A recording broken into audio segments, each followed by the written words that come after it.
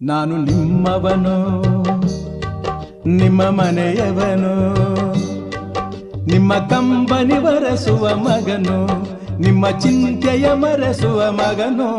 ನಾನು ನಿಮ್ಮವನು, ನಿಮ್ಮ ಮನೆ ಮಗನು, ನಿಮ್ಮ ನೋವಿಗೆ ಮಿಡಿಯುವೆ ನಾನು, ನಿಮ್ಮ ಸೇವೆಗೆ ದುಡಿಯುವೆ ನಾನು. ನಾನು ನಿಮ್ಮವನು, ನಿಮ್ಮ ಮನೆಯವನು.